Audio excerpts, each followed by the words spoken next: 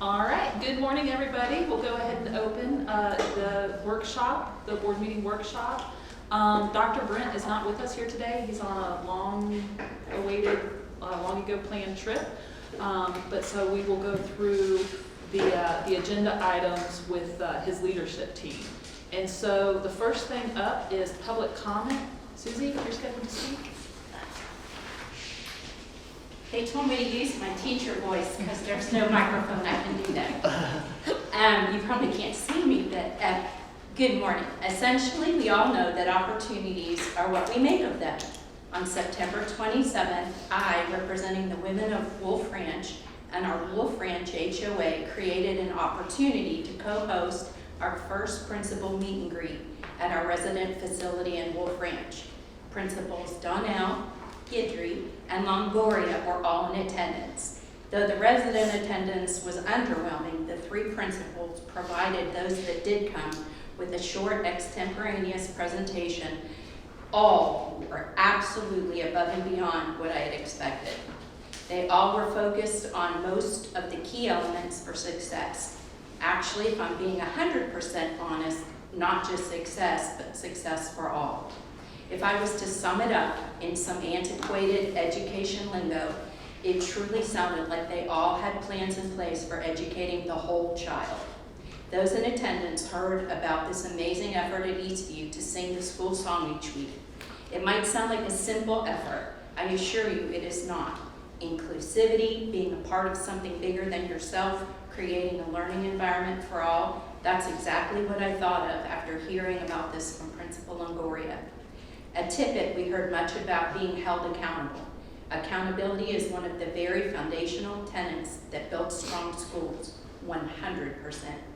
At Wolf, we heard about parent volunteers and the impact they are having, future state and current. Of course, I threw in a strictly curriculum-based question, which all three did an amazing job answering. One of the best quotes of the night came from Principal Guidry. And I'm paraphrasing, and I had no clue she'd be here. She was sharing a specific plan with us. Right in the middle of her explanation, she stopped and told us that she would implement the plan as designed. However, after initiating the plan, she realized there was a better way. She immediately told us she would be reformulating the plan soon to better serve her students. Wow, monitoring and adjusting, another huge foundational tenet of educating all students. In closing, getting these three out in front of the public was fabulous. We all took advantage of an opportunity and it served us well. Plans are underway to do this again in the spring, and it's my recommendation that a format such as this should be occurring in neighborhoods across GISD. Special thanks to Jen and Stephanie for coming, and to Cody and Dr. Benoit for letting us know they were declining due to previously scheduled plans. Once again, opportunities are what we make of them. So if we don't intentionally create opportunities, there's not much to make of them. Thank you. Appreciate the comment. Thank you. Okay. Let's see. Next on the agenda is the board policy update 119. Good morning, everyone. Good morning. How are you guys today? Wonderful. Good. So, Sue Harrison, Human Resources, for those of you who may not know me, and today I'm here to talk about Policy Update 119. What that's the result of are changes in law from the 87th legislature, the first, second, and third called session, as well as changes to the administrative code. Our policies are divided into legal policies, which summarize the law on a topic, and local policies, which outline board mandates regarding governance issues. Legal policies provide the legal framework for district operations and are not adopted by the board, but local policies are. And so local policies provide us with, flip around for a second. Can we go to the next slide? Thanks. So local policies are not necessarily needed on every topic, but they are there to help us with governance issues, and many of our policies only contain the legal provisions of that policy. So in Update 119, we had 9 local policies that were under review. These policies were written up by TASB They provide us with a service to help guide us through this process, and those policies were reviewed by local district leadership. So at the October board meeting, we will be making a recommendation that the board adopt the changes in those 9 local policies as presented by Casper. And now I think we're at the question slide. I have some. Yes, ma'am. Of course, I read all those FFBAs and all of those things. Yes. So for GT, we no longer need to report to the state the funds that we use, Correct. okay? And FFBA, which was the trauma-informed care, we Yes. no longer need to report to the state what % or how many teachers are trained on that, yet it is still a requirement. Correct. And one of the other policies, I'm going to refer back to local policy DMA. In DMA, Right, they are that one too. asking, they're asking us to annually look at the list of required courses for staff, and that we present the board with a professional development plan that you would review annually and approve. And so when it referred to FFBA, it was talking about adding that trauma-informed care as part of that annual review and annual training that are required for staff. Okay, and we better get on that because that one was due in August. Yes. So we better get on that. We will. Because trauma-informed care goes right along the line with social-emotional development, I hope that at some point we have 100% of our teachers trained on it. Yes. Because it's more than, a lot of people think, well, that child was adopted when he was 3. He sure doesn't remember the trauma. The mind may not remember, but the body never forgets. And I don't know how many board members are aware about the mental health conference in a couple of weeks that is done countywide. It is excellent. So if you need more information on it, I know I'm going. And I've always kind of forced my way in the last few years anyway. But it is an excellent conference that really looks at the whole picture. Under the harassment, the FFH, Yes. I hope we really stress this with our teachers, because harassment is also teacher to student. And that goes along with the SEL too, as well. I don't mean two, I mean as well. We shouldn't be threatening students. And it disturbs me when I hear that. So I hope we really drive that home as well. But I'm looking forward to seeing the professional development plan and seeing that we have all sorts of wonderful things on there. Yes. That's all the questions I have.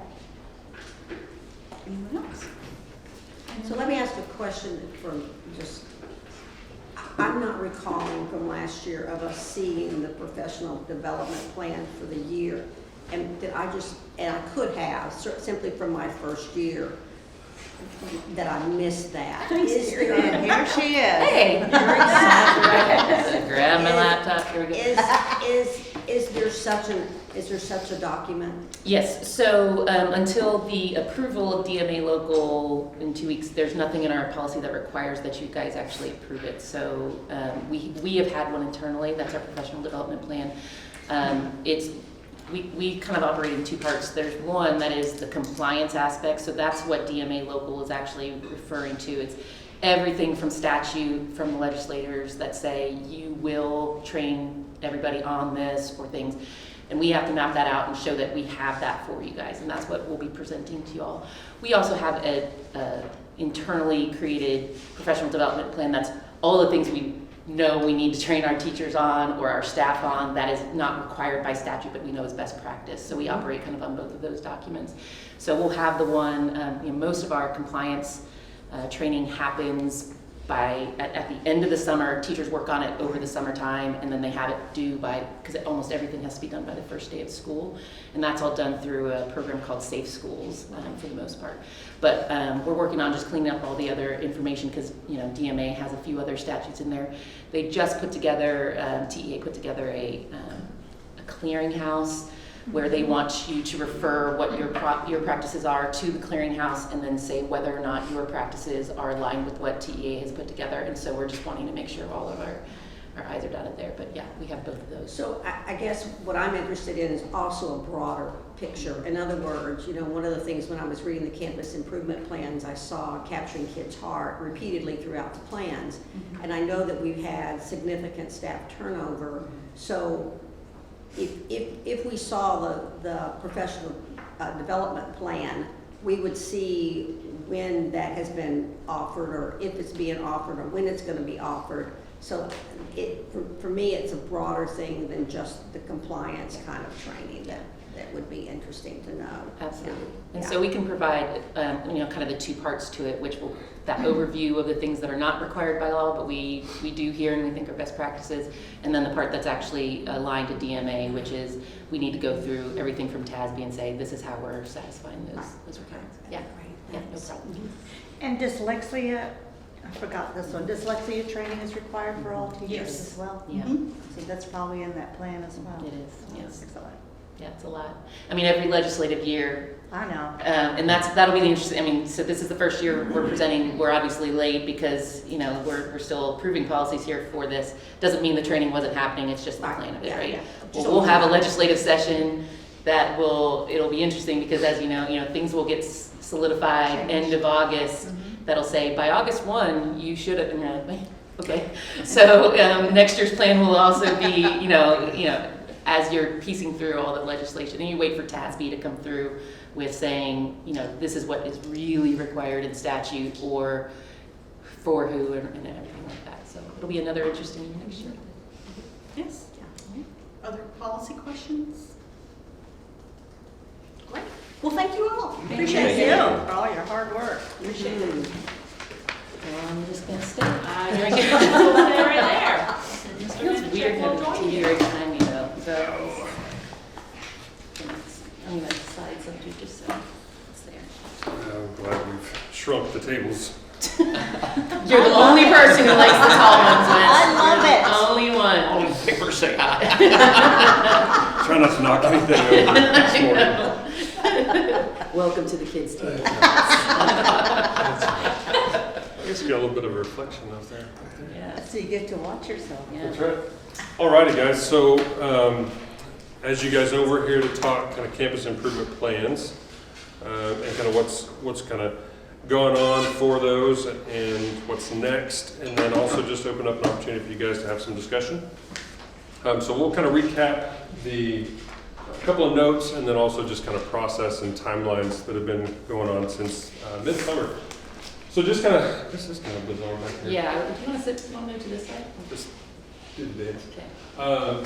As a reminder, the Board of Trustees annually adopt the goals and performance objectives as opposed to specifically to the strategy level. I think our speaker kind of mentioned the dynamicness or the fluidness of strategies. And so just if we were to bring strategies for approval and then need to shift those in October and then back again in November, I think all we'd be doing is talking about what we're changing and not actually changing anything. So that's why it's the goals and objectives. These plans, as you know, and this, by the way, this is kind of reflected on this copy here, so the single sheet. You guys have had that a couple different times, but you've got a new hard copy too. Aligned to our strategic plan, to the GISD board goals, our mission and vision, as well as other GISD priorities that we'll kind of review as well. So finally, these plans are also developed in accordance with our GISD District of Innovation Plan. And that DOI plan was most recently reviewed and renewed back in February of this past year, if you guys will remember that. So kind of the process starts with what's called a comprehensive needs assessment. And basically, lots of different stakeholders come together and review all kinds of information, from academic to behavioral to attendance to survey, perceptual type information. So just kind of all of the information about each campus, they review that information and tease out needs and priorities. And then begin collaborating with campus leaders and district leaders to identify, okay, what are we going to do about this information that we have? And then the district leadership's share of that work with our campuses is identifying resources that need to be allocated to specific campus needs. And then finally, the kind of the last piece is involving stakeholders in reviewing of those plans and providing input. And so that looks like what are called site-based decision-making teams, or the district performance committee with regard to the district improvement plan. So that's bringing in diverse stakeholders to look at those plans and look at the performance objectives and provide some input and feedback on that. Our DPC meets Wednesday this week to look at DIP goals and objectives from last year and also this year. Campus teams have been reviewing and looking at campus plans over the last several weeks. And guys, as usual, if you've got a question or a comment, just go for it. So have the campuses had Many of them have. meetings with, and there's parents and community? That's right. Can we get a list of who's on those? Yeah. Terrific. Those take me a little bit of time to assemble, Oh, but sure, you bet. sure, Yeah, we can get that. Sure. Yeah. And I think we may have a campus or two that is still in the process of, Sure. they have that meeting either this week or early Right. next week. But, yep. But is the purpose of that meeting, of those parents being involved, is the purpose, because what you just said, some of the campus have not had it and they've already submitted their plan. Is the purpose of the campus of bringing in parents and stakeholders to simply approve the plan, or is the purpose of those community members and parents coming in order to give input into the plan? It's for input, and to your point about the timing and things, and that's why we're not approving anything today. Right. And they have been engaging with those groups, maybe just not in the full formal sense, but keeping them apprised of what the priorities are. But yeah, it's input as opposed to approval necessarily. Okay, that's what I Yep. would hope. And feedback. Right, yeah. So just kind of looking at the goals as written. So these are the 4 goals from our strategic plan. These are the goals that I suspect will likely have some adjustment, maybe some revision over the next several months when we engage in the strategic planning process that kicks off, I want to say, this month. So these are kind of reflective of what may have some adjustment, but these are the 4 goals that each of the performance objectives are aligned to. And then kind of a broad nature, what the performance objectives are. I shorthand call these POs, and so objectives is coming out a little sloppy. But our POs include the board goals of learner profile and social emotional learning. You've got the specific language in your handout as well. Literacy and numeracy for 3rd and 8th grades, 8th grade being the new one for this coming year. CCMR, college, career, military readiness, which does include literacy and numeracy at our high school levels.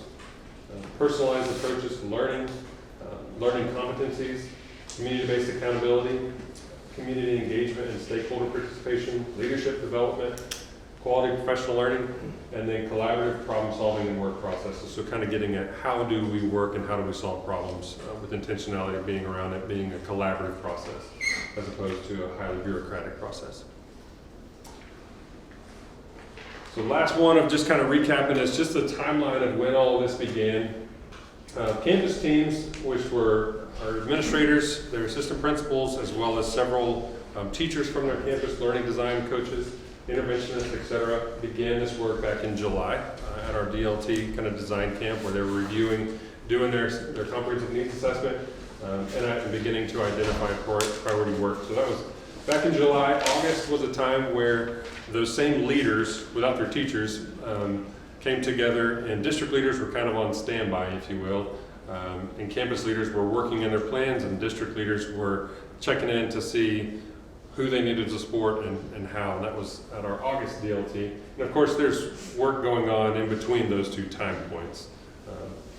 September is when we shared the goals and performance objectives shared with the Board of Trustees, both in the weekly and then in the workshop that I think was on September 6th.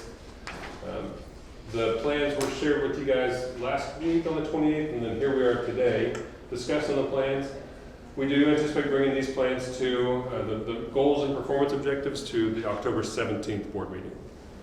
And then following that, after approval, like to the point of our speaker, these plans will be continually reviewed, adjusted at the strategy level, not necessarily at the goal and performance level, but adjusted at the strategy level, and then just progress documented. The adjustment can happen really anytime, right? Anytime that there's kind of it's identified and recognized to make a tweak or add a strategy if new information is presented. But there will be formal reviews in December, March, May, and August. And August is kind of a summative. The first three are a formative review, and those updates are captured in their plans. Pause for a moment. Yes, ma'am. Wes, did I just miss it?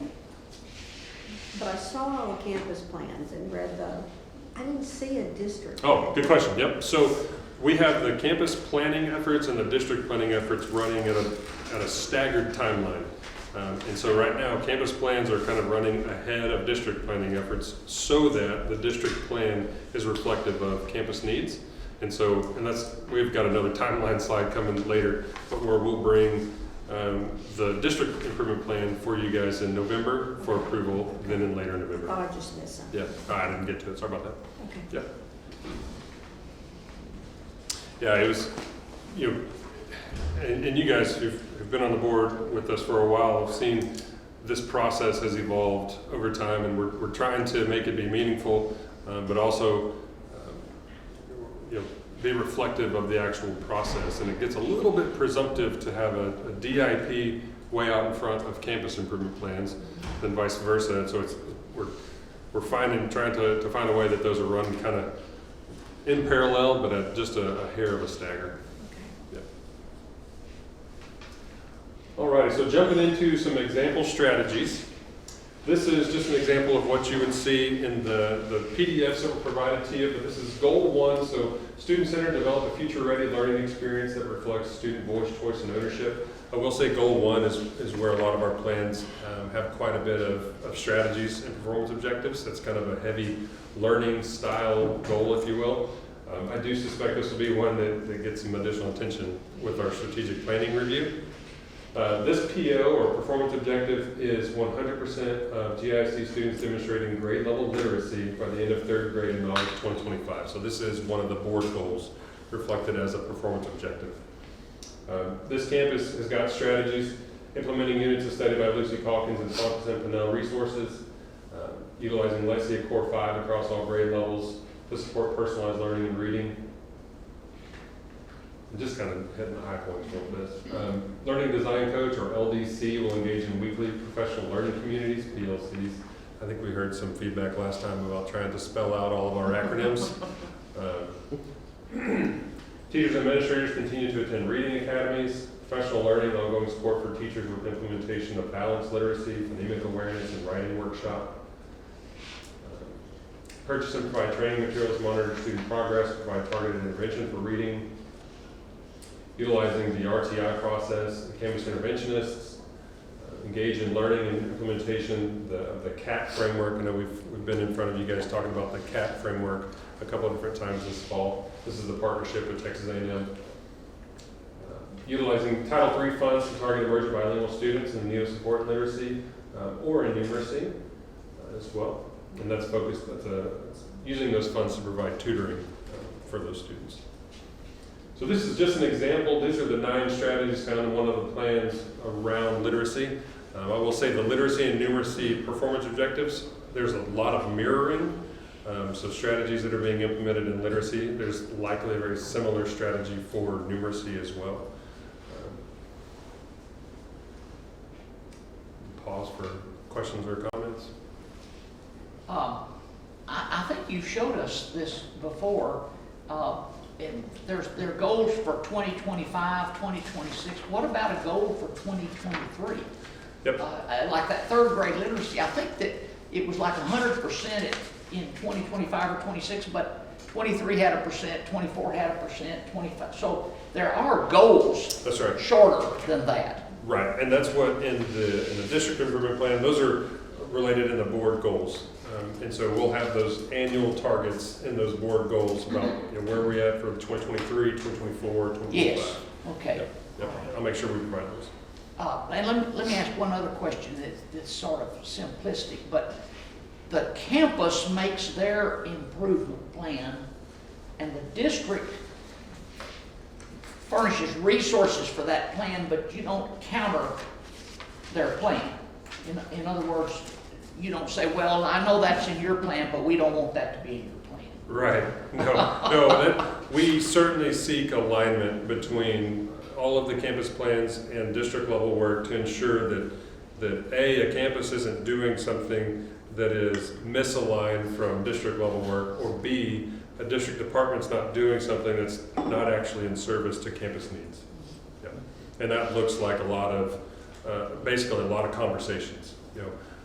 One of a tool that we utilized this summer, we haven't really figured out exactly what to call it, but we've identified the priorities, and then campuses are communicating what degree of change they're undertaking for each of those priorities. Some campuses may be maintaining direction on a particular priority, whereas another campus may be undergoing major change on that same priority. Yeah. Well, when we collect that information, that's information for district leaders to look at and say, okay, I need to talk to Benold Middle School because they're indicating major change around behavior and attendance. Right. And so that cues the departments that are supporting that to reach out and say, okay, let's talk about what are you doing here, kind of thing. And how can we support how can we that, support rather that? than, That's no, right. we don't want you to do that? That's correct. Okay. That's right. All right. Yep. Good And question. that's interesting because Dr. Barlow up at Mary Hardin Baylor actually did a study on the alignment of campus with district plans and found that there was only 38%. And he studied hundreds Oh, really? of plans, yeah. So it's a very low percentage. So it's, yeah, that's what I said. A very low percentage. Yeah. Well, and it's I mean, as a former campus principal, there's a delicate dance between, the defined autonomy that I take in my planning efforts, but also wanting to, it's like, is this okay that we're doing? Are we doing what you're doing? Kind of some of that stuff. And so I could see, without a lot of intentionality, you could wind up misaligned. Right, and that brings me to this nifty little chart that Dr. Barlow had put together that shows how they all need to talk to each other in order for us to make progress, starting with the strategic plan. And it goes this way and this way, constantly. And when you're ready for me to just start dialoguing, I will. Okay. Let me see what I like next this is. goal, and I'll tell you why I like the expected result impact, is because you've written a SMART goal. Mhm. I did not see that in most of those plans. Yeah, so, and I'll be honest, I think I was sharing this either wrong, or maybe it's Terry and I forget who I talk with often. SMART goals and SMART goals are important, and I think we continually want to work towards having goals that are measurable, but at the same time, we also want to not create something that is measurable but not meaningful, that the measurement has superseded the meaning of it. And that's not I don't think that that's a reason for it to not be measurable, but I think that's the corollary kind of to it. But that's also something that I think we continue to strive for and find ways to measure the different things that we're trying to do as well. Yeah, it needs to be relevant, it needs to be meaningful, it needs to be time-bound. And I wish you all could have been in San Antonio with me last week, because I got 15 hours of training, and almost all of them said the same thing, whether TASB was doing it, another school board was doing it, or it was administration from another district. And it was our campus plans and district, the strategic plan is the strategy. Where do we want to go?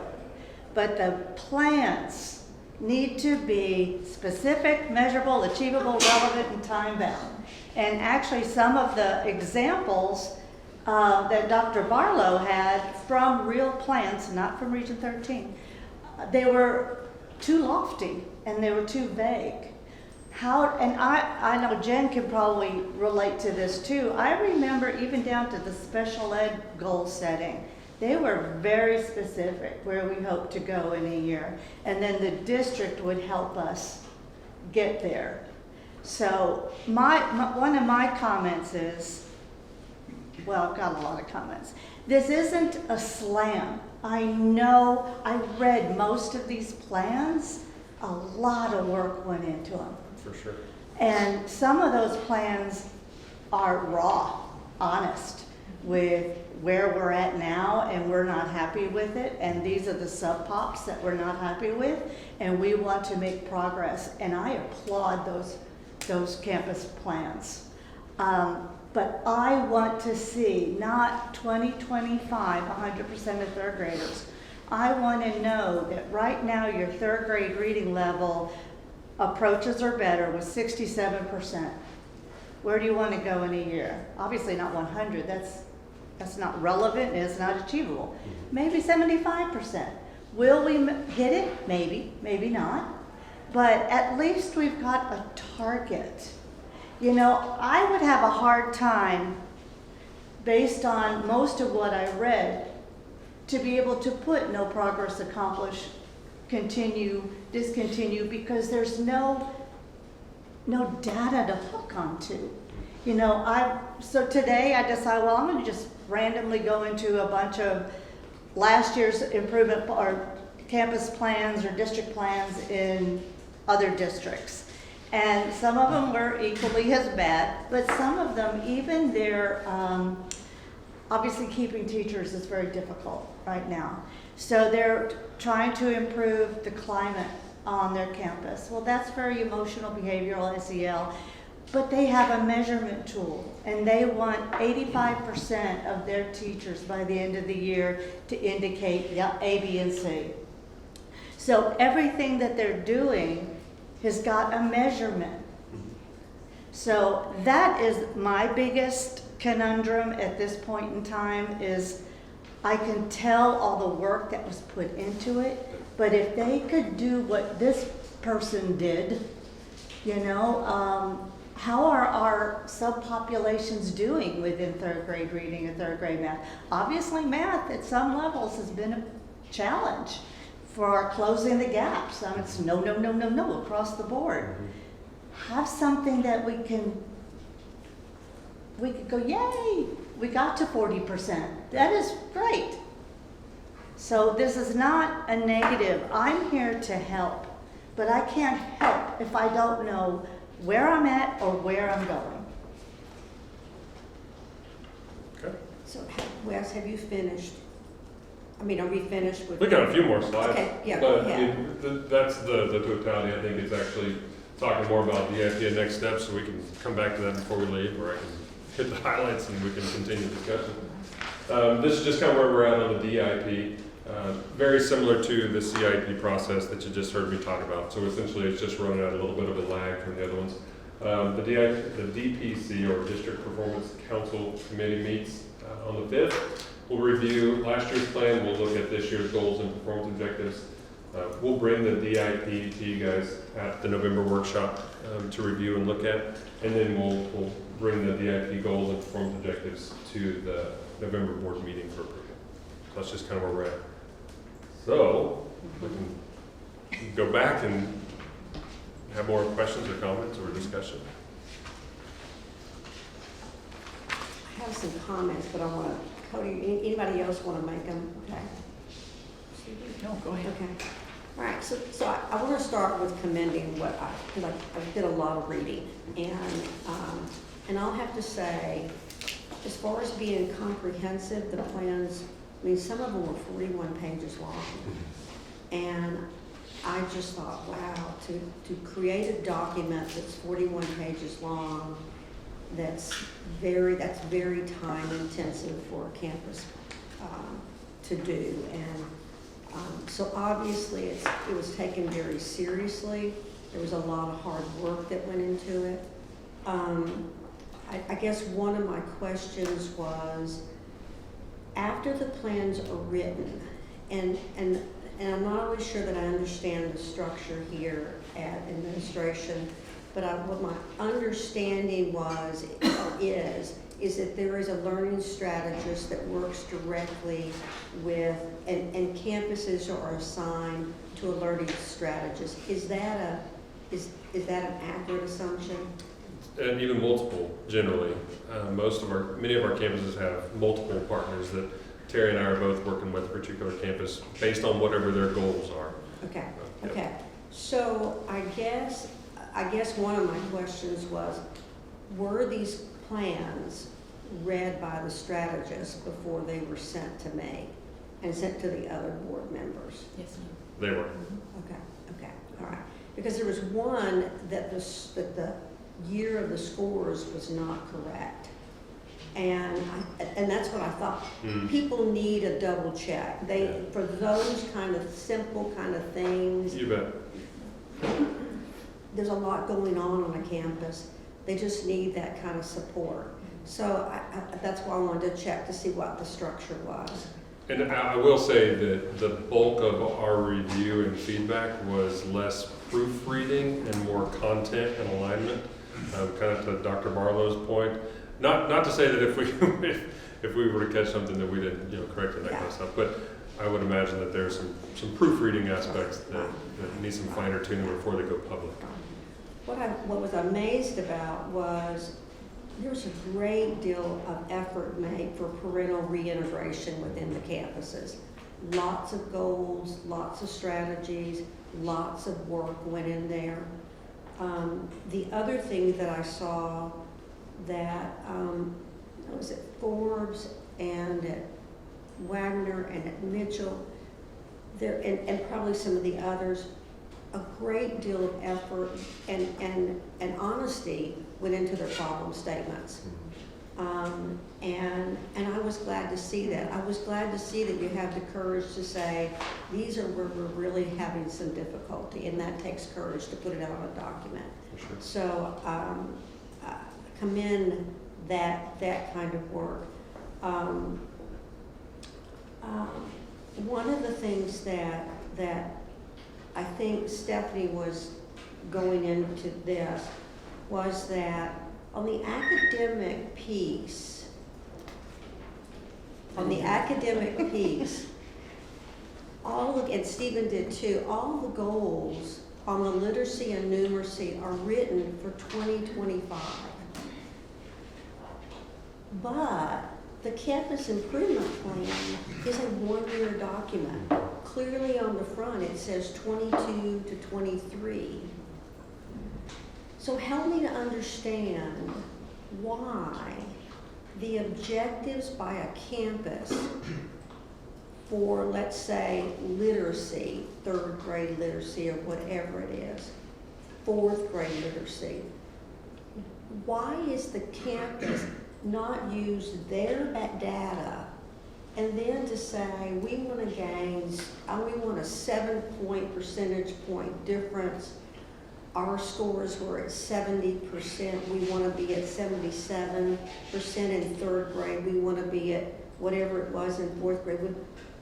Why is it that there's not specific measurable goals so the campus can say, we did these efforts and we did our reading program, Lucy Calkins with Fidelity, and we saw an 8-point gain in our campus measures because we were so specific in our measurements. The same way with the mathematics. Again, it was 100% were in most cases on the plans, and surely there's a reason. I mean, that was obviously a district-wide focus, right, because not everybody would do it. Right. I don't understand why. Sure. So the why I think is actually pretty simple, and it's because it's the language from the board goal, and so the board goal specifically tending to 100% of 3rd graders being literate by the end of 3rd grade by 2025. That's the reason for the language, and the reason that it's stated that way. Now, why do we not represent the specific targets? We certainly can. There's probably not as simple of an answer as to why not.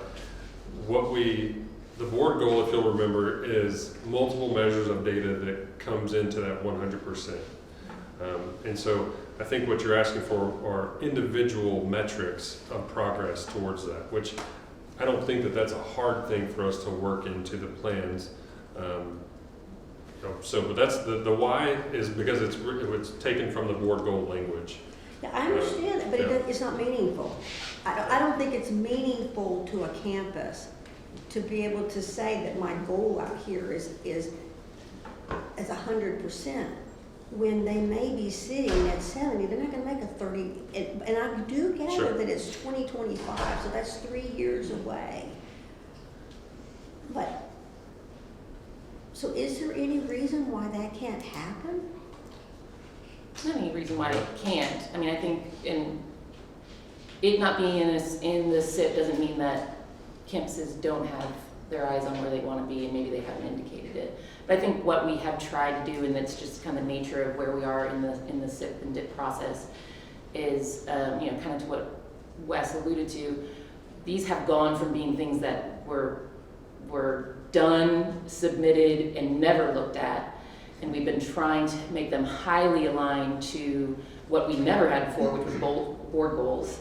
So trying to make sure that people weren't feeling like they had 25 goals that they were trying, like, you guys give us goals, we give them goals, the strategic plan gives them goals, and we were trying to be really trying to honor our campuses to say, we're going to create a structure that doesn't make you feel like you've got a lot of competing priorities that are trying to come together. Now, in the expected results, absolutely a campus could say, and for this year, our goal is, because we were at 70, we'll be at 77 for this year. But that's why our performance objectives all look the same. I mean, being on a campus in this district not that long ago, it felt like these plans were very hodgepodgey, because depending on what you were trying to do, depending on any direction that was given, depending on who you talk to, you might have very kind of piecemeal things put together. And we were really trying to give some sort of consistency to say, year target, great, but we now have board goals, which we've never had before, and the board goal says 2025, 100%. So we wanted to make sure that was very clear in saying, you getting to 77 this year isn't the goal. It's 100% at 2025, and so we wanted to just make sure that that was clear and targeted. So absolutely, could we add detail on the layer there? I would venture to guess our principals who are sitting here talk about where they currently are right now and talk about where they want to be at the end of the year on their campuses. The thing about the campus improvement plan is it's one slice of what campuses are doing. I mean, I was looking at one this morning, I was like, man, I got documents yesterday from a campus principal that are nowhere seen in this information, but are talking about the work that they're doing with specific measurable things that they're doing. Every single one of our campuses who are going through the numeracy and literacy lab are setting specific goals about what that team of individual teachers is going to do, how they're going to look at it, what they're going to do. They just don't end up on this campus improvement plan because, unfortunately, just the simple act of getting it into the document makes it almost unmanageable to actually then use and do. And so they've got all these other things that they're monitoring and they're using in order to help their campus grow. It just doesn't all end up in this campus improvement plan. But absolutely, I think a point of improvement could be, if 2025 is the goal for your campus, for this area, where are you trying to get this year? Sure. Right. The other thing that I would say is that, and I did see it in one plan, that I don't think that the board has to lay out the goal for everything. And in this particular campus, science had been a real struggle. And in this particular campus, science was addressed, in the plan. And I was really glad because I was looking at the scores as I was reading the plans. And so I thought, great, even though it's not a math goal and even though it's not a literacy goal, it's being addressed. Now, I saw it in this one campus, but I didn't see it in others. And for example, at the high school, we all at this table know that the end of course algebra was a real struggle last year, but I didn't see it in the goals for this year. So that's the kind of thing that I'm having trouble understanding. That if it's clearly a problem area, particularly if it's an academic base, then to have specific and measurable ways that we're going to address it. I just think it's really important. The other thing that I am hoping, a couple of things that I learned from reading the plans that I appreciate, was I don't know enough about learner profile and how you gear instruction or the program for it. I know what learner profile is, but I think that would be a wonderful workshop for us and anybody else that's interested, because I'm having trouble making the connection as to how instructionally, what that looks like within a classroom. So I think that would be helpful. But also my notes, I had something about professional growth, because there was capturing kids' hearts all the way through all of the plans. It was a behavioral kind of thing. Oh, emergent tree? What was it called? Emergent tree. Emergent tree, Mhm. yeah. So that was all the way, so it would be wonderful to have a professional growth, to see when all of that stuff is offered to campuses, so, yeah. I think the last thing I would just, or not the last thing, another thing I would throw in there and kind of reiterate what Wes was saying about, this was the first year that we attempted to kind of lay out the areas of change for our campuses and say, and honor the fact that the maintenance of effort requires energy. And we really wanted to honor our campuses and say, like, coming from the 2.5 years we've been in, even just being able to say, yeah, we're not necessarily doing anything different with capturing kids' hearts, but it will take energy for our teachers to go, for us to make sure that we're implementing social contracts, for us actually to be welcoming kids at the door, all of those types of things. And so, to the point of some campuses having maybe goals outside of what was listed in there and others not, we really asked their teams in July and again in August to assess, if there's only so much capacity and major change requires 3 coins and minor change requires 2 and maintaining direction still requires a coin.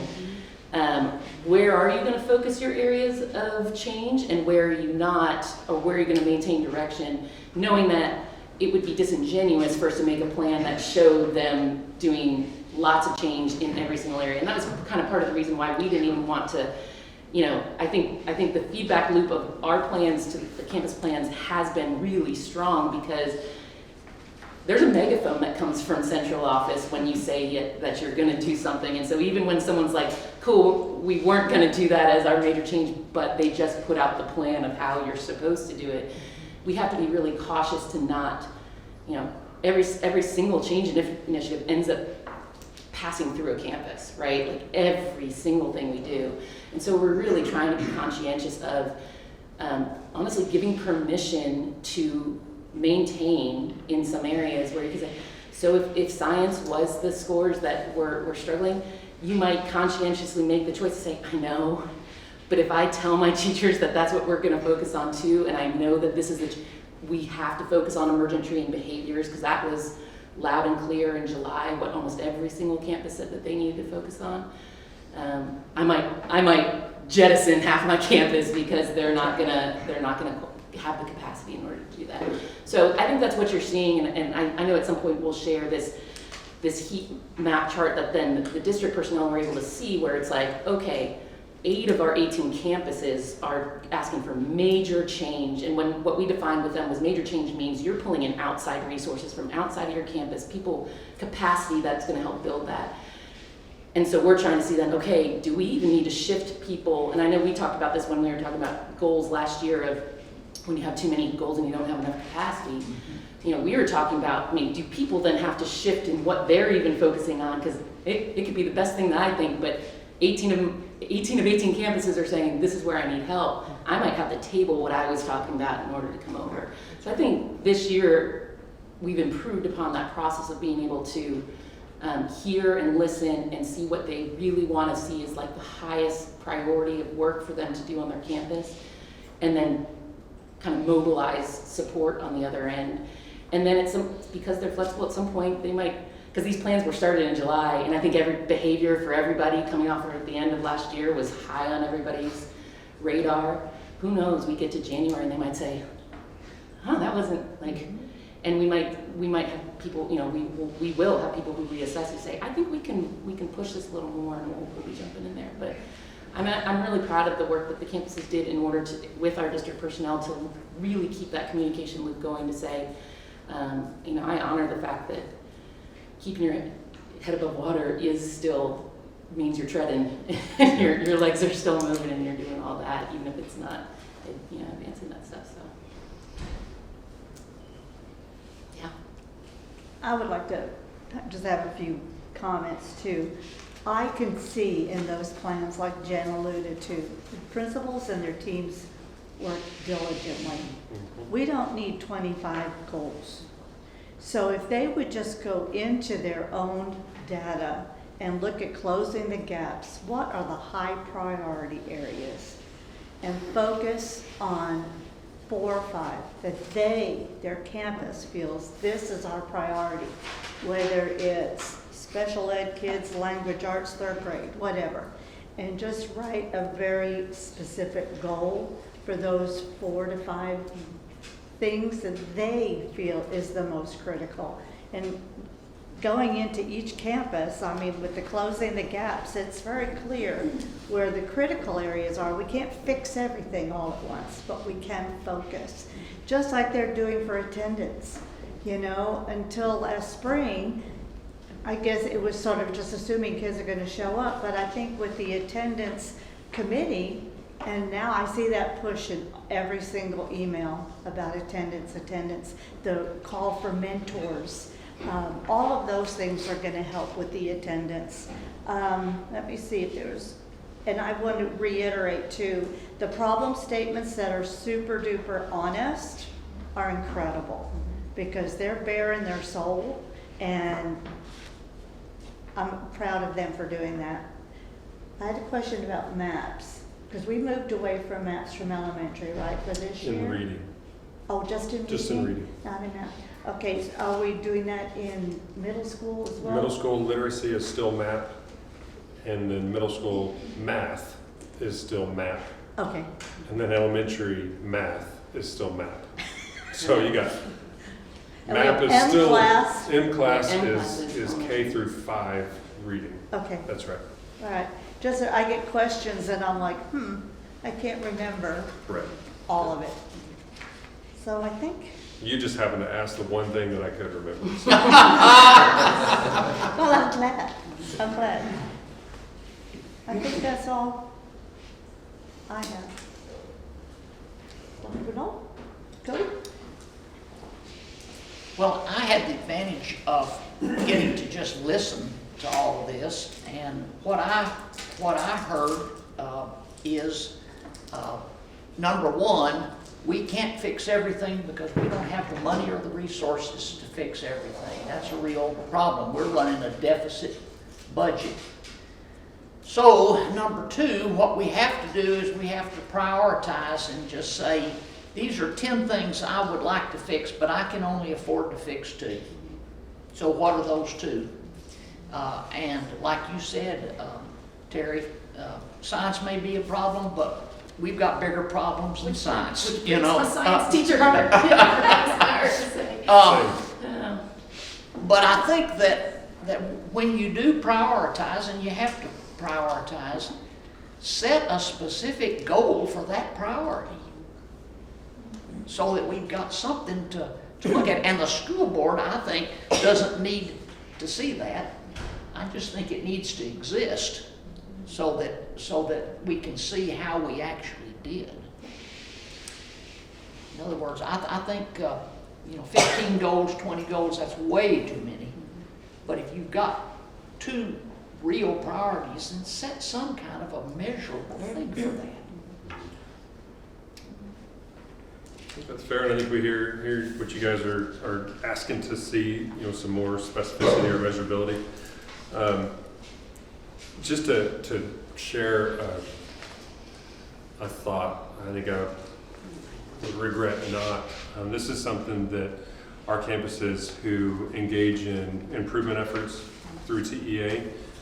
We wrestle with it every time we have conversations with TEA. And that is around specificity of goals for specific student populations in Domain 3, like you're talking, the closing the gaps piece. And there's probably some areas in Domain 3, which is closing the gap to all of our different student populations meeting certain targets. I think there are times where setting very specific goals and metrics and quantifiable growth for a group is okay, because there are systems and structures in place to support a group of students. But I think there are also a lot of times where a group of students is not a group of students, in the sense of whether it is different race or ethnicity. We have been, I'll be honest with you guys, we've been coached by TEA to identify the Hispanic students because they're really close to meeting the mark. They're 2 percentage points away from meeting the mark.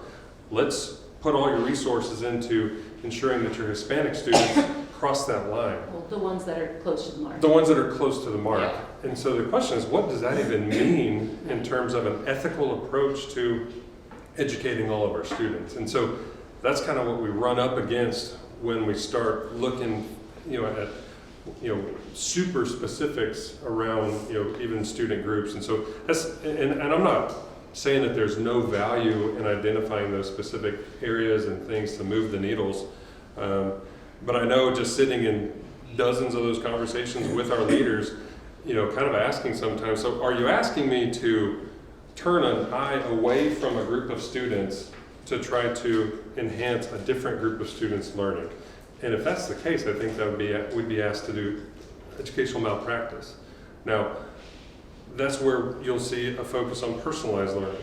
And that's where, every single one of those kids is an individual kid. And so I know our campus, you'll see strategies in the plans to where our teachers are learning and working really hard to understand the specific needs of this student and then work to get those needs met. And when you work on them on an individual level, you'll see those results in the group, as the data is disaggregated in the groups. And so I just want to share that perspective because that's something that we run up against. And you bet, go for it. Share your thoughts. Well, it goes back to that premise that I hear all the time about school board is supposed to be up on the fire tower. When you have a fire over there and it happens to be the Hispanic or the low economic or whatever, there's no fire over here, but there's a fire there. You do have to put the hose on that. That is, you're not ignoring anybody else. But what you do need to do is go, why are those kids not doing well? What is the barrier to their learning? What are we not giving? And it's not that, we've identified X, Y, and Z. It's not that that doesn't go to all kids. All kids will benefit. But there is a reason for disparities. And it doesn't mean you're doing anything wrong. Right. I found this out with the PBMAS and RDA and special ed. Just because you get a 2 doesn't mean you're doing anything wrong. But you better get in there, dig in, and find out why you got that 2 or whatever. Right. So that's all I think we're saying. And back in the day, when I was on these planning meetings, we did have those specific goals.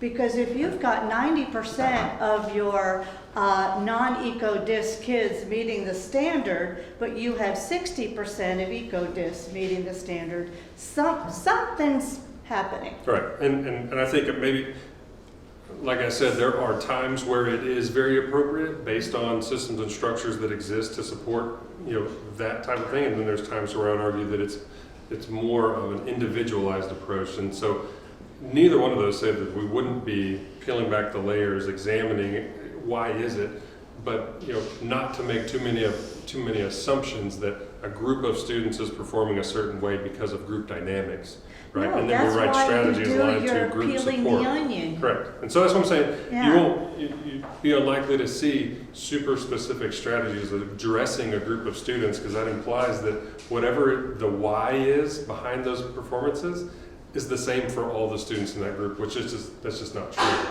No, it's not true. Right.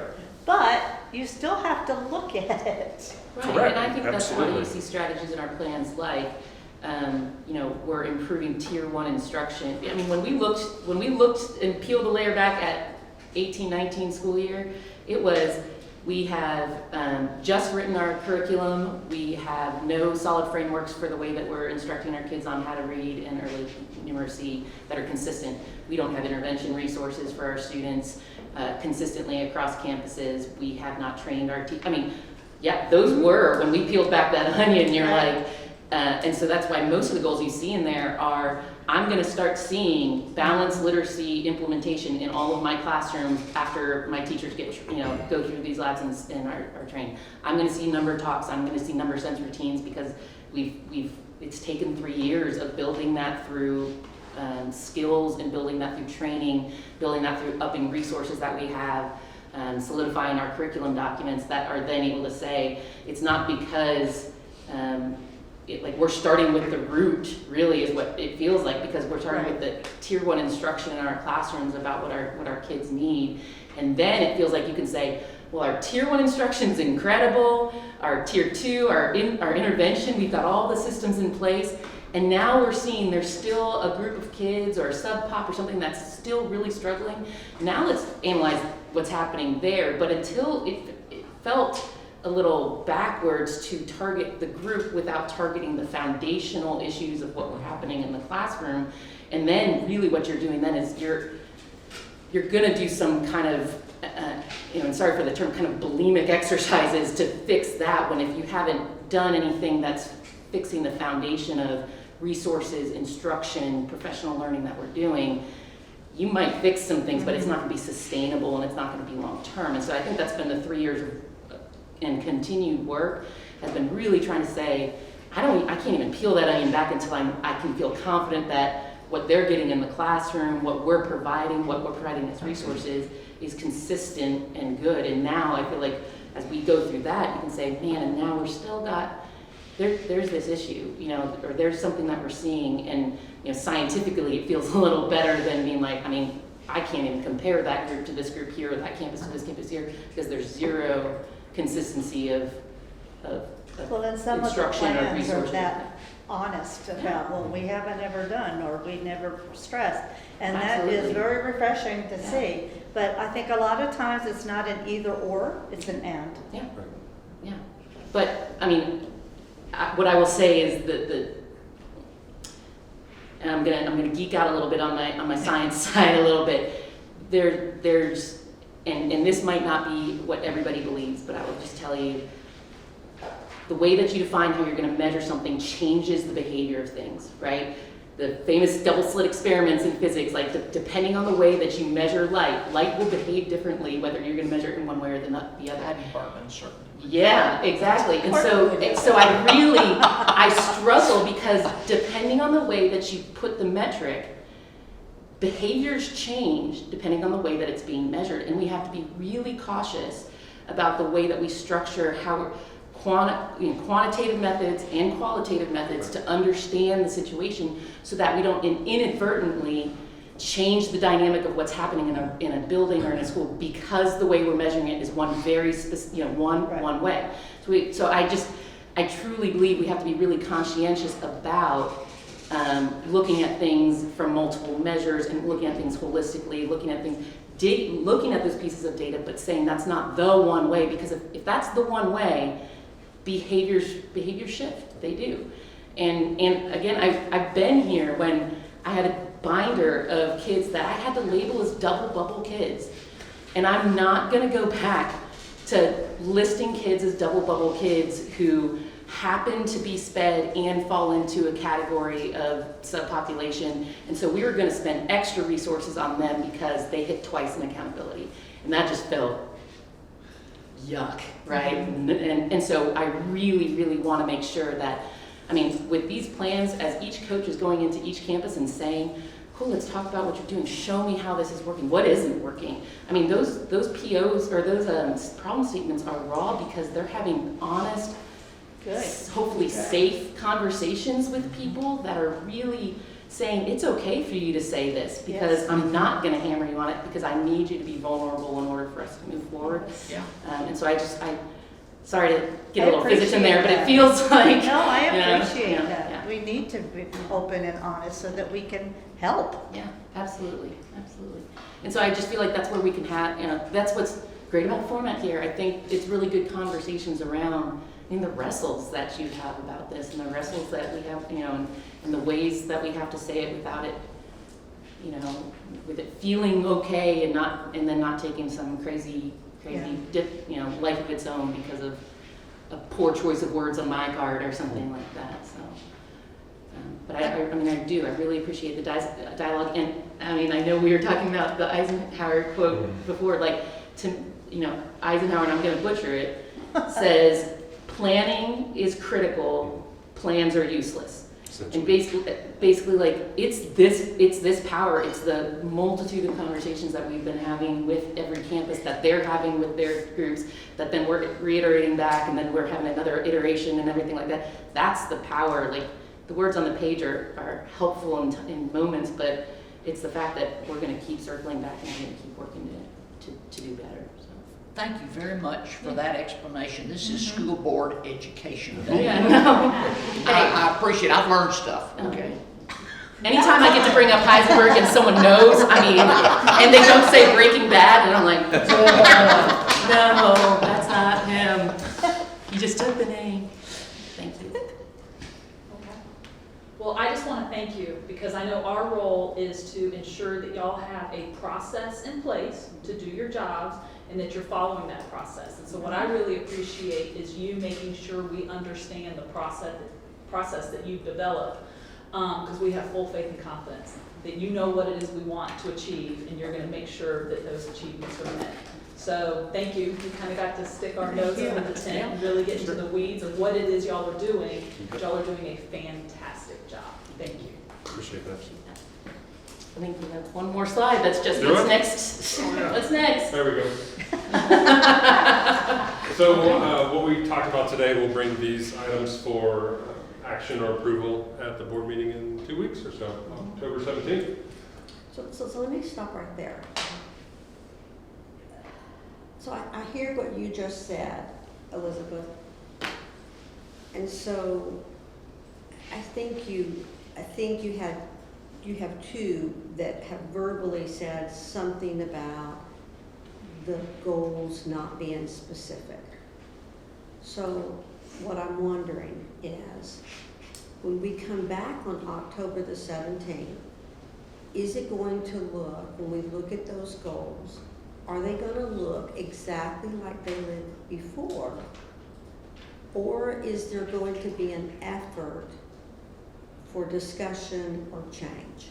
So, Here, I think the word matters though when you say goal, because we set our goals and When then I'm from saying there I'm they talking- determine how to achieve those. I'm talking about the campus improvement plan. So the actual specific measurable achievables within that, so not an actual goal change. No, No, Okay. no. more of a specific, like Yeah. that A one measurement, example. like a metric. Yeah. Yeah. Yes, I mean, strategy. the strategy, I think that for one, you've got a handful of principals in the room, but also it would, wouldn't be wise of us to not, communicate the discussion that we've had here today with our campus leadership. And I think they recognize exactly what Terry was talking about with, qualitative and quantitative approaches. And so I think there will certainly be an effort into at the strategy level to find the right balance between the measurability. I think so. Right. Just wondering what to anticipate. Sure.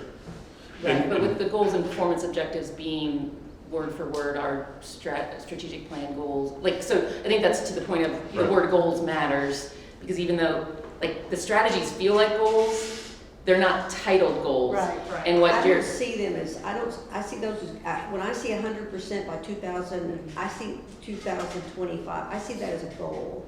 When I see a literacy objective, which is usually something that is very measurable, so maybe my term, it's more of, is there going to be, can we anticipate a discussion with the campuses?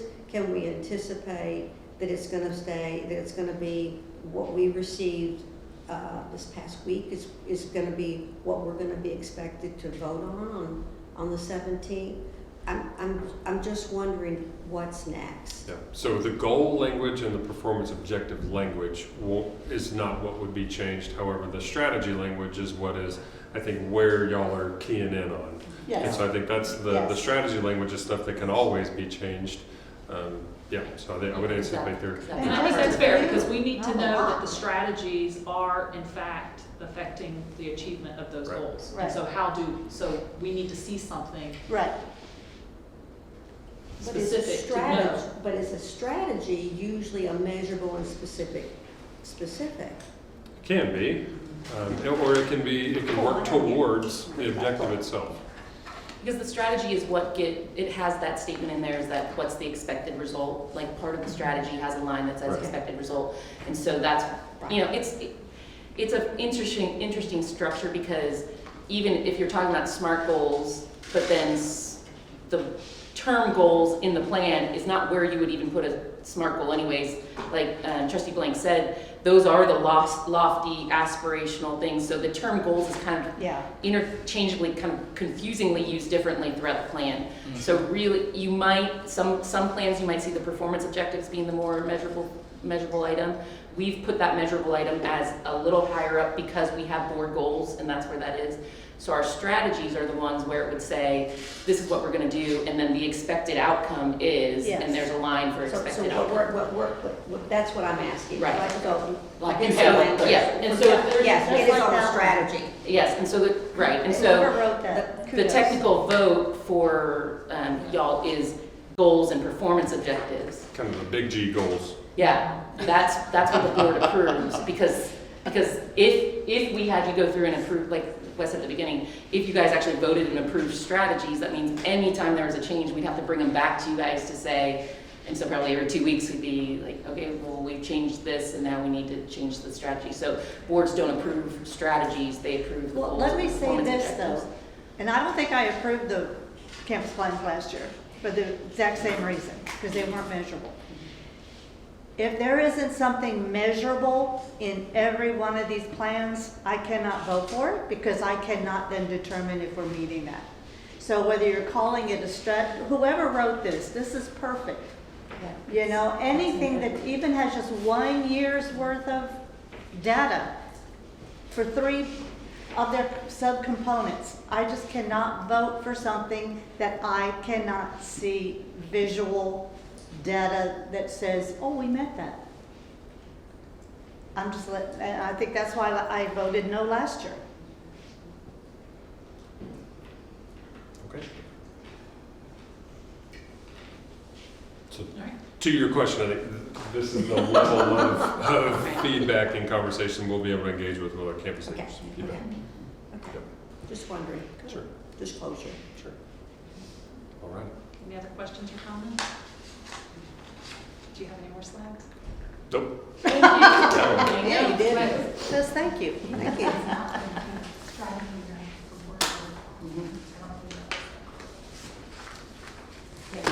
That's a raw too. Okay, all right, I think that's it. Thank you. Thank you. Very productive workshop, appreciate it. This was wonderful.